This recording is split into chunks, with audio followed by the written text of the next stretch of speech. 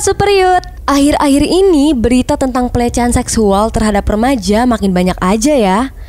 Bayangin aja, berdasarkan catatan Kementerian Pemberdayaan Perempuan dan Perlindungan Anak atau Kemen PPPA menyebut bahwa jumlah pengaduan kasus kekerasan terhadap anak selama tahun 2023 tercatat naik 3 kali lipat dari tahun 2022. Komisi Nasional Perlindungan Anak atau Komnas PA membeberkan terdapat 3.547 aduan kasus kekerasan terhadap anak yang diterima sepanjang 2023. Adapun kasus yang paling mendominasi adalah kekerasan seksual dengan jumlah 1.915 aduan sepanjang tahun ini. Lalu diikuti oleh kekerasan fisik sebanyak 985 kasus dan kekerasan psikis dengan 674 kasus. Berdasarkan tempat kejadiannya, kasus kekerasan terhadap anak paling banyak terjadi di lingkungan keluarga, yaitu sebanyak 35%, diikuti oleh kejadian di lingkungan sekolah sebanyak 30%, lingkungan sosial 23%, dan tidak disebutkan 12%. Direktur Jenderal Guru dan Tenaga Kependidikan atau Dirjen GTK, Nunuk Suryani beberkan data asesmen nasional Kementerian Pendidikan, Kebudayaan, Riset, dan Teknologi pada tahun 2022. Hasilnya ditemukan sebanyak 34,51% siswa berpotensi alami kekerasan seksual, 26,9% alami hukuman fisik, dan 36,31% alami perundungan. Sebagian besar seseorang yang pernah mengalami kejadian tersebut, baik secara langsung maupun tidak langsung, mengaku mengalami trauma yang cukup berdampak setelahnya loh. Mereka akan selalu dibayang-bayangi oleh kejadian tersebut. Bahkan, beberapa dari mereka mengaku menjadi takut saat akan berpergian seorang diri, apalagi setelah mengalami kejadian itu. Selain trauma dari pelecehan dan penyerangan itu sendiri, ternyata para korban kekerasan seksual berisiko lebih besar terkena masalah kesehatan yang serius, termasuk depresi, PTSD atau Post Traumatic Stress Disorder, tekanan darah tinggi, kecemasan, penyakit ginjal, aneurisma, diabetes, dan banyak penyakit serius lainnya. Menurut sebuah penelitian yang diterbitkan dalam Journal of American Medical Association pada Oktober 2018, sekitar 60% orang yang mengalami kekerasan seksual memiliki masalah tidur, dan 95% menunjukkan gejala depresi dan kecemasan klinis. Bahkan bisa sampai perilaku menyakiti diri atau self-harm dan mencoba melakukan upaya bunuh diri.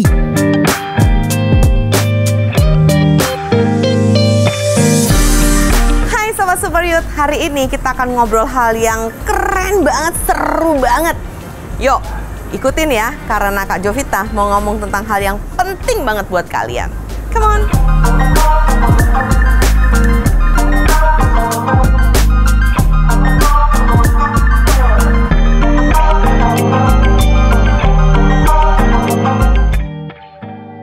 Kamu perlu tahu tentang pelecehan seksual dan kekerasan seksual karena makin hari makin kesini semakin banyak kasus tentang kekerasan seksual yang terjadi dan terutama di usia-usia remaja. Dan itu juga disebabkan karena masih banyak masyarakat yang menormalisasi mengenai pelecehan seksual. Misalnya, itu mah cuma main-main. Laki-laki mah biasa, emang suka begitu. Kamu gak usah ambil hati. Kamunya aja yang baper, kamunya aja yang terlalu ambil itu serius dan sebagainya. Nah, karena dinormalisasi ini, maka banyak orang yang kemudian akhirnya menjadi melakukan pelecehan seksual. Nah, setelah itu kamu juga perlu mengetahui tentang kekerasan seksual dan pelecehan seksual karena diri kamu itu sungguh berharga.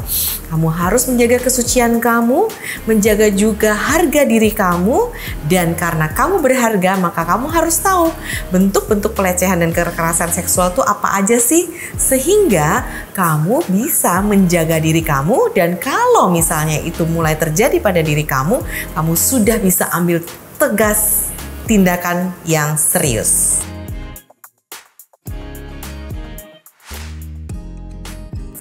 Ya, jadi bentuk-bentuk kekerasan seksual itu ada berbagai macam bentuk.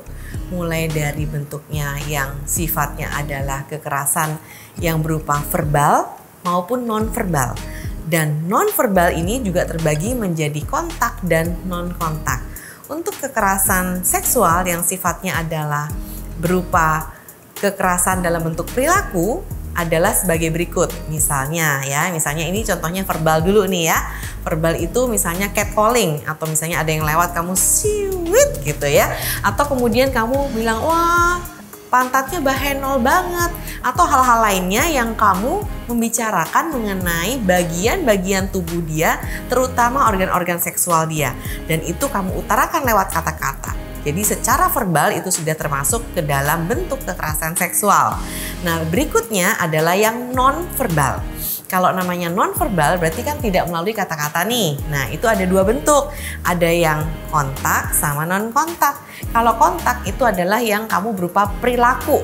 Misalnya, kamu grepe, kamu pegang, kamu remes, dan sebagainya, sampai yang ke bentuk yang paling parah yaitu pemerkosaan. Nah, nggak cuma berhenti di situ, tapi bisa juga dalam bentuk non-kontak ya. Nah, bayangkan nggak pakai kata-kata dan nggak pakai perilaku juga, kok bisa namanya pelecehan seksual atau kekerasan seksual?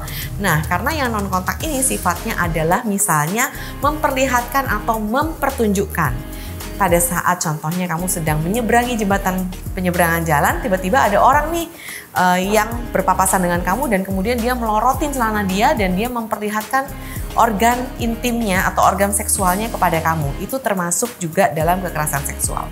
Atau ada teman yang membagikan video bernuansa unsur seksual ke handphone kamu dan kamu terpaksa melihatnya. Nah, itu juga termasuk kekerasan seksual.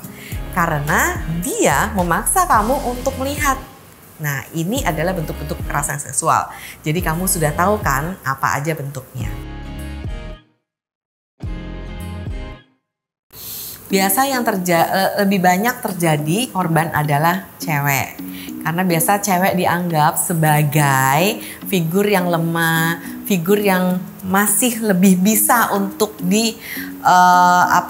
bercandain, dan merasa bahwa cewek ini akan normalisasi dari si kaum pria bahwa tenang aja, dia mah nggak bakal lapor, dia mah nggak bakal berani, apalagi diancam-ancam sedikit dan sebagainya. Itulah kenapa yang terjadi lebih kepada kebanyakan korbannya adalah cewek. Dan dari data nih bahwa untuk pada saat perlakuan dari kekerasan tersebut itu justru terbanyak dari data terjadi di siang hari. Jadi bukan di malam hari. Pertama di siang hari, angka kedua tertinggi di sore hari, ketiga di malam hari, baru yang keempat di pagi hari. Dan juga dari data yang ada, justru terjadi kebanyakan di ranah publik atau umum. Jadi bukan di tempat sepi. Di tempat sepi memang ada, tapi terbanyak di publik. Kenapa? Karena di publik ini lebih banyak potensi terjadinya. Misalnya di halte, di dalam bus. Nah, itu kan kalau orang mau colek-colek, orang mau grepek-grepek, pegang-pegang, itu kan lebih gampang. Gitu. Makanya kenapa datanya paling banyak terjadi itu justru di siang hari dan di ranah umum. Dan kalau dari usia nih ya, kalau dari usia mungkin kamu akan kaget nih. Kamu akan mengira bahwa kebanyakan mungkin terjadi pada saat anak-anak itu masih SMP, SMA atau remaja. Tapi dari data ini rentang usianya sangat panjang. Bahkan untuk usia termuda yang pernah mengalami kekerasan seksual adalah di bayi usia 2 minggu. Dan untuk yang tertua adalah di nenek-nenek usia 70 tahun. Dan kalau kamu mau melihat bahwa mungkin pakaiannya kali yang mini dan sebagainya, dia yang mengundang sih dengan pakaiannya, itu nggak bisa juga. Karena dari data mengatakan bahwa justru nomor 1 korban yang mengalami kekerasan seksual terbanyak itu justru yang berpakaian tertutup. Misalnya pakai seragam, pakai kemudian jaket, pakai lengan panjang, pakai celana panjang. Nah, itu justru yang menempati posisi tertinggi untuk korban dari kekerasan seksual. Nah, dari data ini bisa kita simpulkan apa? Kita simpulkan bahwa stop untuk menyalahkan si korban.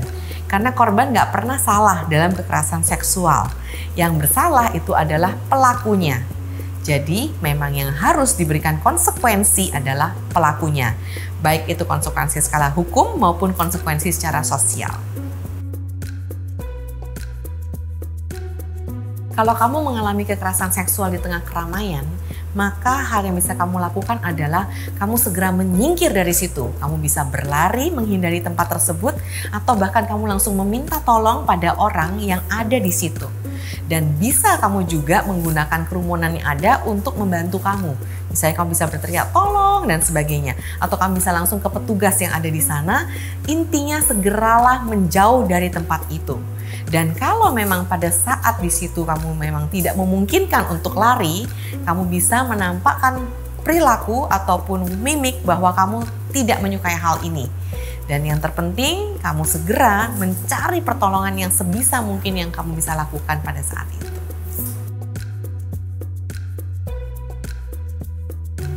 Apabila yang melakukan adalah teman kamu sendiri dengan dalih bercanda, maka kamu harus tegas menatap wajahnya, lihat ke matanya dan bilang, aku tidak suka kamu perlakukan seperti itu. Itu bukan bercandaan. Itu artinya kamu tidak menghargai aku. Jangan diulangi lagi. Dan kamu langsung menyingkir dari situ. Pada saat kamu harus mengatakan ini kepada orang tua, maka yang pertama kali harus kamu persiapkan adalah keberanian kamu. Karena kebanyakan korban itu tidak berani cerita ke siapapun. Karena merasa, nanti aku nggak dipercaya, nanti dibilang aku yang terlalu lebay dan sebagainya. Nah, intinya adalah beranikan dulu diri kamu, ingat kamu tidak bersalah. Kesalahan bukan di pihak kamu dan kamu adalah korban. Kamu ceritakan kepada orang tua kamu bahwa kamu sudah mengalami yang namanya kekerasan seksual. Ceritakan kepada orang tua apa yang menjadi detail dari kejadiannya, siapa yang melakukan dan di mana. Nah, pada saat kamu sudah menceritakan itu sudah langkah yang paling besar. Kemudian yang kedua adalah lihat dari jawaban orang tua. Apabila kemudian orang tua mempercayai kamu dan kemudian ingin melaporkan kepada pihak yang berwenang dan sebagainya, nah maka kamu akan dibawa ke pihak yang berwenang. Di situ kamu harus menceritakan detailnya agar dilaporkan kasusnya. Karena kasus seperti ini harus dilaporkan supaya menimbulkan efek jera kepada si pelaku. Namun apabila orang tua kamu terkesan tidak mempercayai kamu dan menganggap bahwa ya udahlah, biarin aja lah itu lewat dengan sendirinya, kamu jangan berkecil hati karena kamu bisa melaporkan ke pihak yang lain, misalnya ke guru kamu atau bahkan ke lembaga-lembaga bantuan, misalnya yang ada di gereja atau di lembaga bantuan hukum.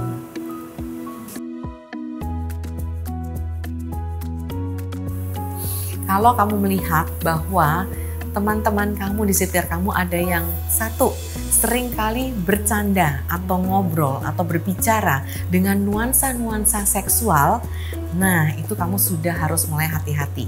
Karena berarti orang ini adalah orang yang suka menjadikan seksualitas sebagai bahan bercandaan. Maka dari awal kamu harus tegas menyikapinya. Kemudian yang kedua, apabila ada teman kamu yang sangat ramah nih tangannya ya, misalnya pegang-pegang pantat, kemudian toel-toel kamu, atau kemudian megang paha kamu dan sebagainya. Jadi ramah nih tangannya ya, padahal dia dari jenis kelamin yang berbeda terutama dari kamu. Nah ini juga kamu harus waspada. Sahabat Super Youth, untuk kalian yang pernah merasakan overthinking, cemas dan khawatir akan masa depan, pastinya nggak mudah banget ya. Kita mau ngajak kamu nih untuk punya support system yang mau ada buat kamu. Kalau kamu ada masalah, jangan dipendam sendirian ya. Kamu bisa langsung curhat dan hubungi nomor-nomor yang tertera di bawah ini. Karena ada program Super Youth dan layanan konseling CBN yang mau jadi sahabat untuk kamu. Tak ada hujan, tak ada badai, tiba-tiba saja rumah tangga Gading Martin dan Gisela Anastasia diterpa berita tak sedap. Ceritakan titik terendah dalam hidup kamu banyak kesedihan, banyak hati yang hancur gitu.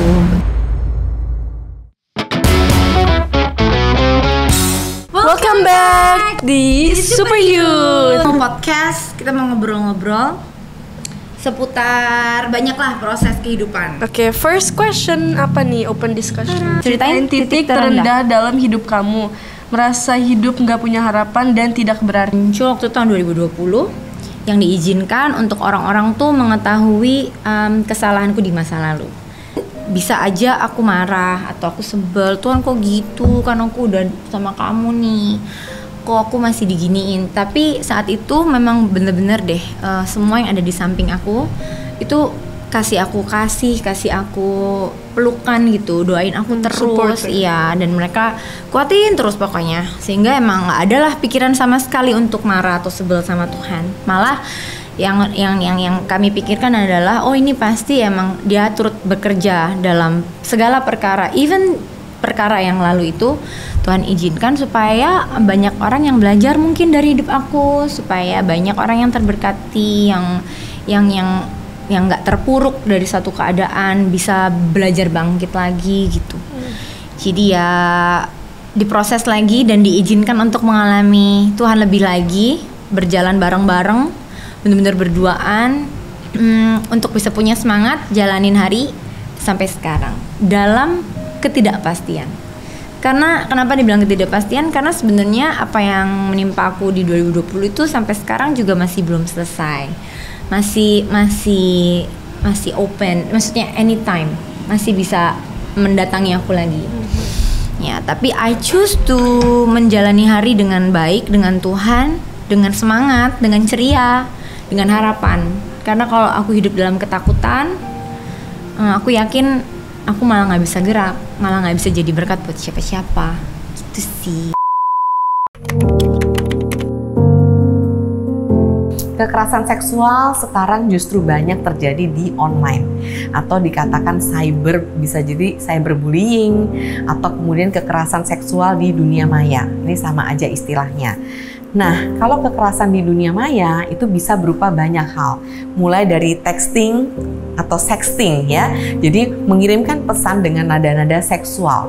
Misalnya, aku tuh memikirkan alat kelamin kamu, atau kamu tuh seksi banget, aku kalau tiap kali lihat kamu tuh nafsuin dan sebagainya, tapi berupa kata-kata di teks ya. Nah, itu termasuk sexting, itu termasuk juga dalam kekerasan seksual. Nah, ada juga yang membagikan foto, membagikan video porno, dan bahkan ada juga yang kemudian dia videoin dirinya dan mengirimkan kepada orang lain. Atau bahkan orang yang meminta atau memaksa kamu untuk memvideokan diri kamu dan mengirimkan kepadanya.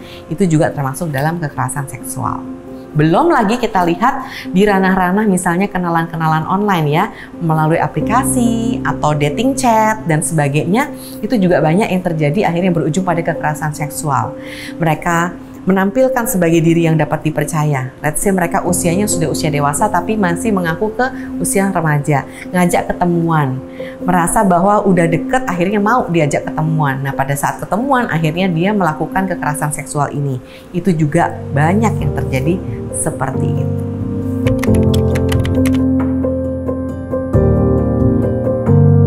Ya, sebetulnya sebaiknya dicegah ya. Oleh karena itu kamu harus jaga diri kamu. Kan ada area-area privacy dalam diri kamu, yaitu di bawah leher, di atas lutut, itu nggak boleh dipegang ataupun dilihat ataupun diapa-apain orang lain.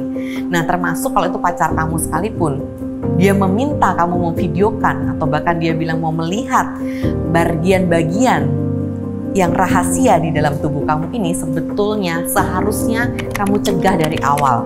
Ingat, orang seperti itu, bahkan pacar kamu sekalipun, apabila meminta itu, maka dia tidak bisa menghargai kamu dan dia tidak sama sekali mencintai kamu. Karena orang yang mencintai kamu adalah orang yang bisa menghargai privasi kamu, menjaga juga harga dirimu, dan juga menjaga nilai-nilai yang kamu yakini. Maka sebaiknya jangan mau sama sekali.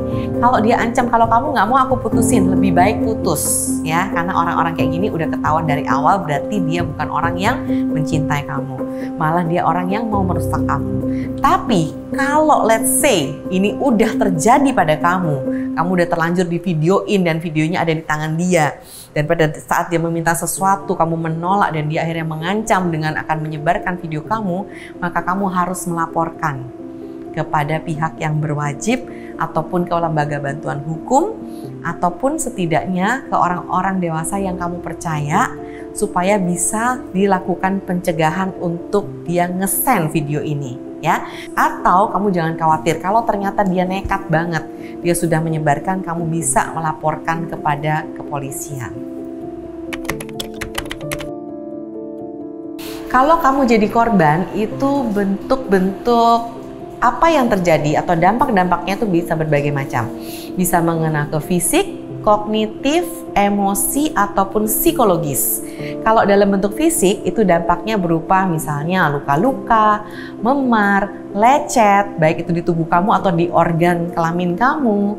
Dan kemudian bisa juga misalnya kalau dalam bentuk pemerkosaan, nah berarti kamu kehilangan atau robeknya selaput darah.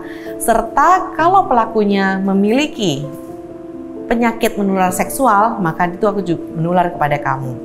Nah, berikutnya yang kedua adalah dalam bentuk emosi, yaitu pada saat kamu sudah menjadi korban, maka yang terasa adalah kemarahan, kebencian, luka, batin, dan kemudian juga kamu merasa diri kamu kotor, jijik, tidak berharga, dan sebagainya. Nah, ini berkecamuk menjadi satu, itu menjadi luka emosional.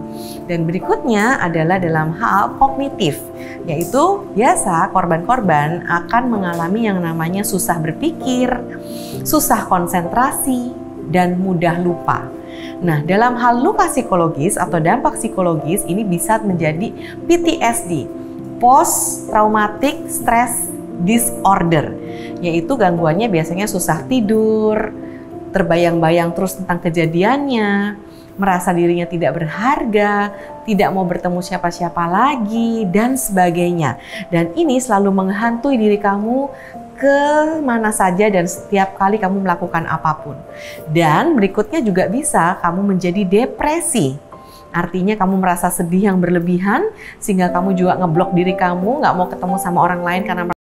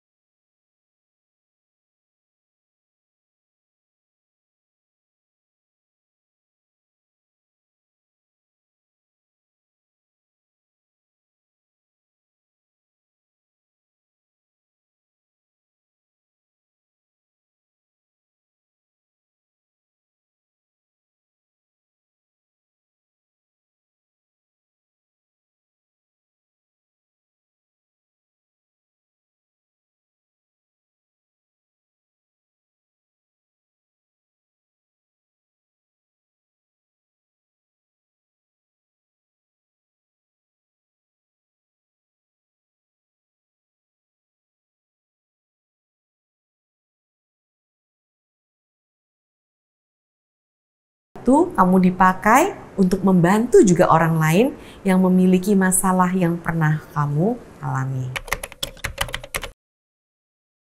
Apabila kamu sedang berada di tempat umum dan kamu melihat ada orang yang menjadi korban ataupun potensi dari korban kekerasan seksual, maka ada hal-hal yang bisa kamu lakukan, yaitu disingkat dengan 5D, yaitu ditegur, dialihkan, dilaporkan, dan didokumentasikan serta ditenangkan. Nah, saya akan jelaskan ya secara singkat tentang 5D ini. Yang pertama adalah ditegur. Pada saat kamu melihat, kamu bisa melakukan dengan menegur si pelaku. Nah, tapi ingat bahwa kalau kamu menegur, maka kamu harus pastikan posisi kamu emang aman. Misalnya di situ ada orang lain yang bisa kamu ajak barengan untuk menegur.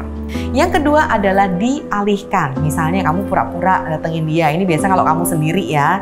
Jadi kamu nggak punya masa yang lain. Jadi kamu dateng, kamu pura-pura aja tanya, jam berapa ya mas sekarang ini gitu, atau kemudian aku mau nanya jalan dong. Nah, sehingga kamu alihkan supaya dia akhirnya berhenti untuk melakukan tindakan tersebut dan memberikan kesempatan pada korban untuk lari. Nah, berikut yang ketiga adalah kamu bisa dengan cara mendokumentasikan.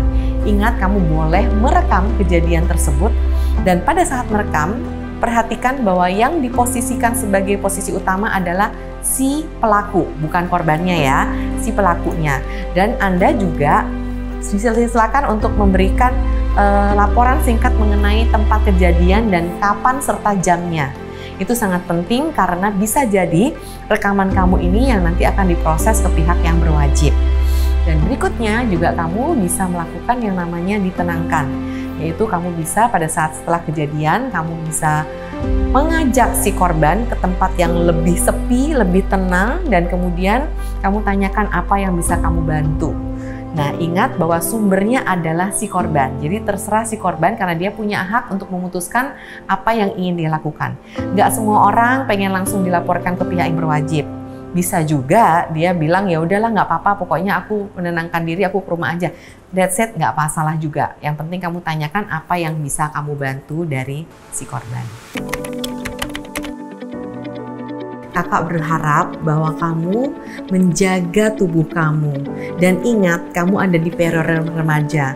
Ini adalah periode yang paling indah dari masa kehidupan manusia, di mana kamu bisa mengembangkan diri kamu sebaik-baiknya, setinggi-tingginya dan seluas-luasnya. Maka gunakan kesempatan remaja kamu dengan baik. Kembangkan potensi kamu, kembangkan minat kamu, perbanyak hobi kamu, eksplorasi banyak hal.